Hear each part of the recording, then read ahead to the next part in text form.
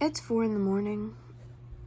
I've had maybe an hour or so of sleep, so I look a little fucked up right now. But working on a script, kind of starting it. I guess we'll see how it goes.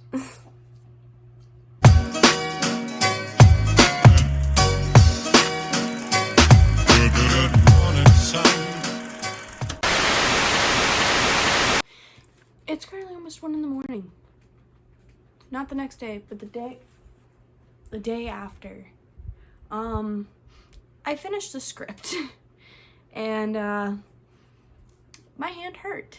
However, we're not gonna waste any time getting into this. Five Nights at Freddy's movie review. I got a Dr. Pepper here, so I have another dog behind me. He's chilling, doing whatever, I guess.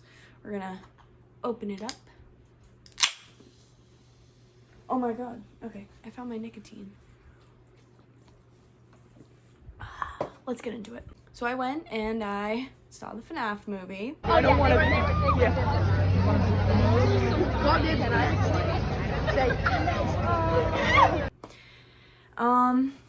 If you don't know, Five Nights at Freddy's is a horror game that came out in 2014. I believe it came out in August. It features 5 animatronic characters that you have to avoid, basically.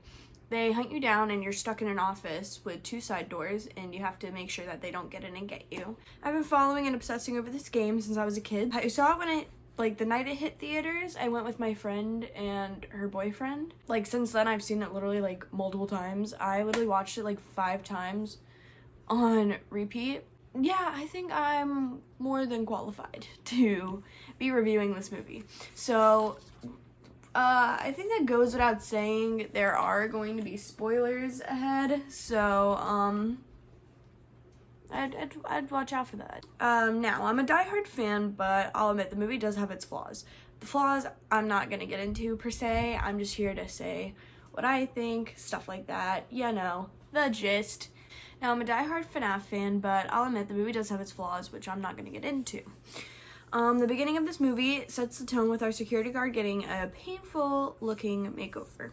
I wouldn't get comfortable though with the PG-13 rating. There's not as much gore. However, there is a spring lock scene, which I was very excited to find out about. I couldn't even go on any of my social medias because there were so many spoilers. That's how I found out that Map Hat was in the movie. Something I was very disappointed with, but you know, the ending makes up for it. The movie follows the dream theory as Mike has to constantly force himself to dream a certain dream about his brother Garrett being kidnapped. His little sister Abby, however, is preoccupied with drawing and talking to her imaginary friends, and I'll give it away now. It's revealed at the end of the movie that not the end of the movie, but the climax, right before the climax, that they're the 5 ghost children that Mike starts seeing in his own dream. I'm just gonna say now, no, Garrett isn't one of the missing children. I've seen a lot of theories of a lot of people saying, oh, Garrett's Golden Freddy, blah, blah, blah, blah. No. You can see them all when Mike's standing in the forest. They stand in order of Bonnie, Foxy, Freddy, Chica, with Golden Freddy in front. I don't know who Garrett is. It is a 3-movie contract, so I'm sure that the more we get into it, the more we'll know who he is. I wasn't expecting Vanessa to be Afton's daughter, but I do think it does help a lot, and I'll explain why. This movie is filled with a lot of information, and I'm not going to be able to get through it all in the time span that I want to. Later on, when it's revealed that Afton and Vanessa are related, it did throw me for a loop. I think the twist gave her depth. It gave her character, because there's a lot of things. It just shows how manipulative Afton is to bring his own daughter into it, and there's little hints and themes that she helped him lure the children away. It works. It plays out. I do think she has a trauma bond with him, because she does say, oh, I can't go with you to stop him because if I go, I'm not going to be much help. Which, like, it's like, oh, well, yeah, of course you wouldn't. He's your dad. You have an attachment. Like, you don't want anything bad to happen to him. The scene that seemed to have everybody riled up, the fort scene. And I get it. I really do. Because, like, why? They're killer animatronics. Why would they be, like, building a fort? Like, that's not what I came to see. But the animatronics that you're seeing, remember, they are children.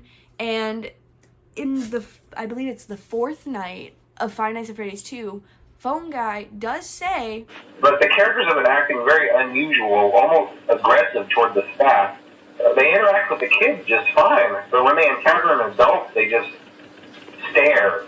So even though it is off-putting, Abby was in fact present for the fort scene, which also explains why they weren't so hostile, because they're not going to do that in front of a child.